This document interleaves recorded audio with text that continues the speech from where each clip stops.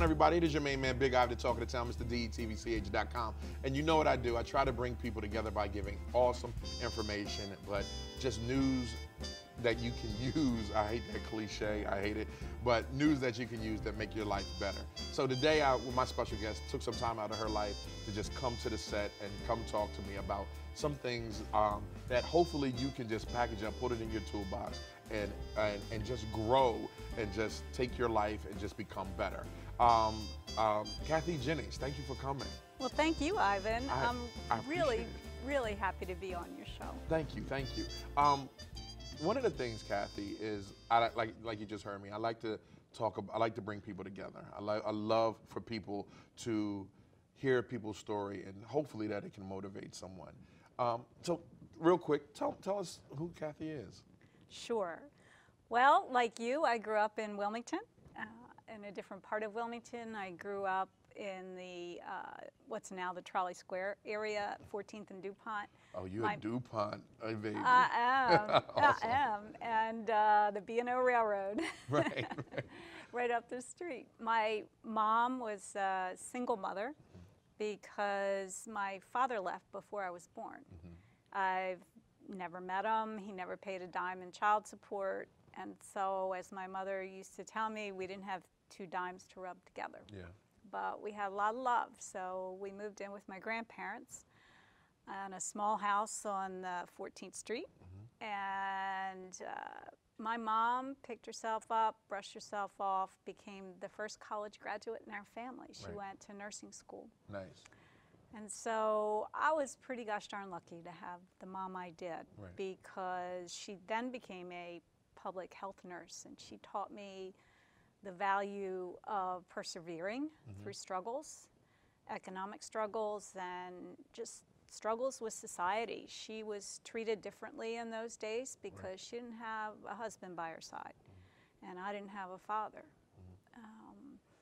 But Were you treated differently as well? I was.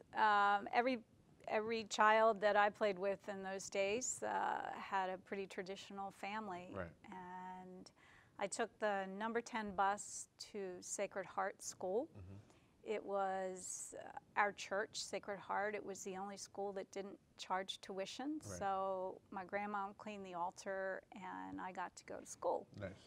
Now DuPont area back in that time, and correct me if I'm wrong, that was more of the, is that more of the, like, the Italian area over there back in? Well, it was the everything area. Just because, everyone, okay. It was Irish. It was bordered on the Italian neighborhood near St. Anthony's. Right. Some of my friends went there to St. Anne's. But, you know, the greatest thing that happened to me as a young child, besides having the best mother in the world, was to go to Sacred Heart, because the school was extremely diverse. Right. Nobody paid tuition. Okay. And as a result, there were children from all backgrounds, Right. all colors, all cultures. Yeah. And I just learned so much from that. And that had to be a rough time in Wilmington, because it was a lot of race riots. It was a lot of and was that before or after desegregation?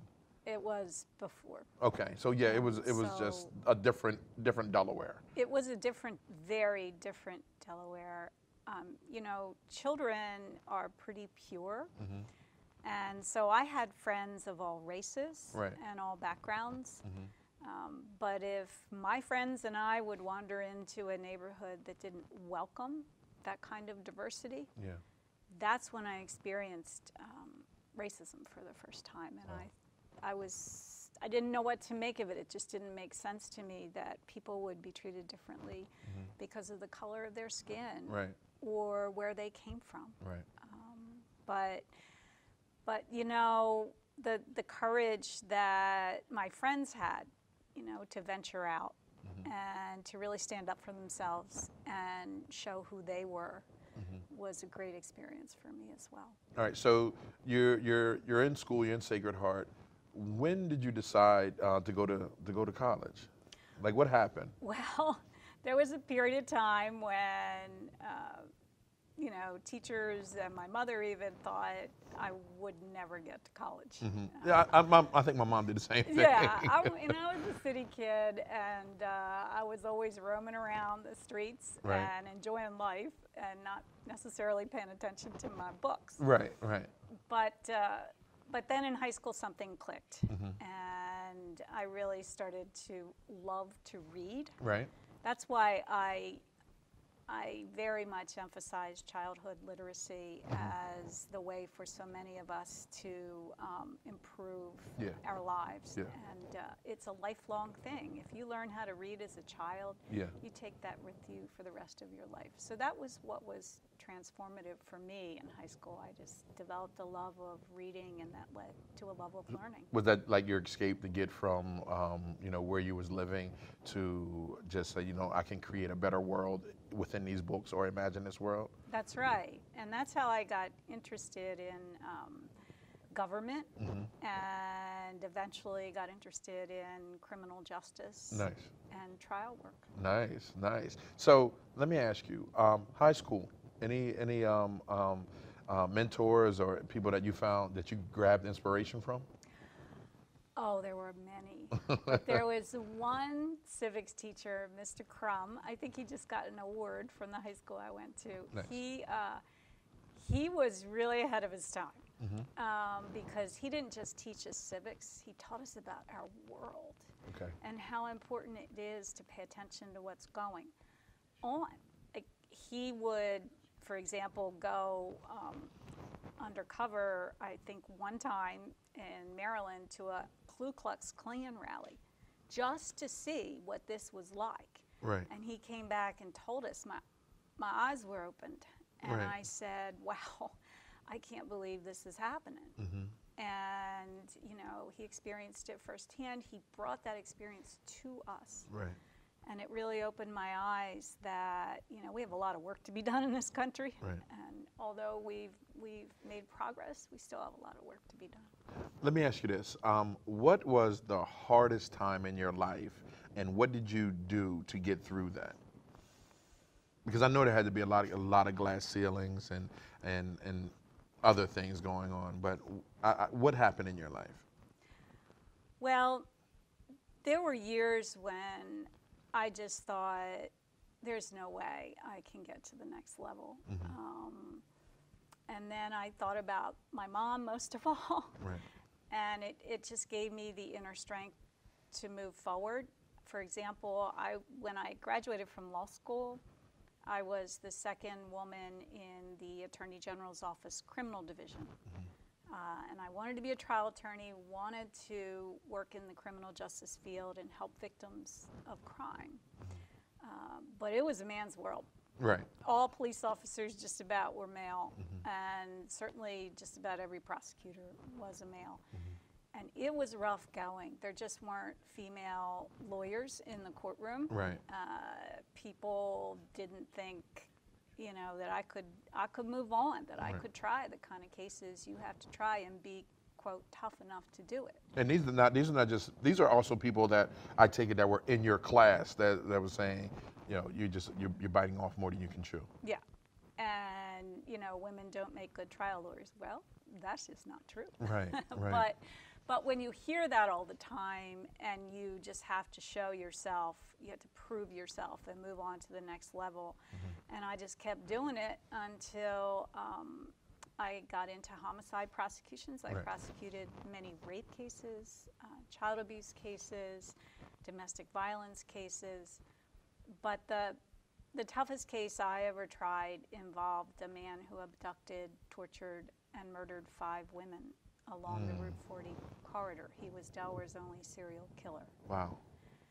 And that was probably the most defining moment in my professional career because the horror of what he had done to these women and knowing that it was up to me to make sure that justice was done and that he was convicted in the courtroom. And this is not a case of something you just read in a book. This is real life. And what I've learned as a photographer and a cinematographer is some of the things that affects me is Like one time I filmed a woman that was saying she was the first woman to actually, she killed her husband. And I'm on the other side of the camera like, oh my gosh. So like dealing with that, you're trying to bring justice through this case. Like how did that affect you, like moving forward? I just will never forget cross-examining him and seeing these cold eyes staring back at me and knowing that the man I was cross-examining had tortured and murdered people for the sheer pleasure of it. And so, you know, this is the darker side of that what they I've don't done talk about in my career that you don't talk about, but you certainly live with it for the rest of your life because I still think of the women and what they must have gone through, and it just is a terrible thing, and that's at the same time what drives me forward to make sure that I can protect people from that kind of violence. What advice would you give, not even just another woman, but another person that's growing up, law school or college or just law school, like how to be prepared for their career? What advice would you give them? Believe in yourself. Believe in what you can do, and know that what matters in life is really not your failures. It's who you helped along the way. How did you make people feel? And did you have an impact on their lives? That's what success is. And so if you believe in yourself and you follow your dream, for you, Ivan, you found your dream, right? For me, I found my dream. But I think it's important for us to be true to what we really want our life to look like. And then you will always succeed. If you can go back in time, if you can, you know, turn back the hands of your iWatch. Well, I don't even think they got hands anymore. If you could turn back the digital. I'm looking at mine. I don't think it does. If you could go back and turn back the hands of time, and you can speak to or write a letter to the 10-year-old you, what would you say? You can do it, girl. You can do it. Awesome. Yo, what's going on? Thank you so much. I'm just mind is just blown. Thank you so much for spending time and space with me. I really, really appreciate it. And I say time and space because I think it's just amazing when paths cross. Like, I would have never known like 10 years ago I'd be sitting here with you, hearing your story, and then also have the platform to share your story with thousands that hope that they will be inspired as well. So thank you for your time and space and spending it with me. And thank you, Ivan. Appreciate really it. Appreciate it. It's your main man, Big I, to Talking to Town, Mr. DETV'S.com. I hope you got a takeaway. That's the most important thing about what we do here at DETV. But for more videos, more action, more stuff that just makes you a better you, make sure you go to DETV'S.com. And also, when you get a chance, just live life and love and live and inspire and all that good stuff.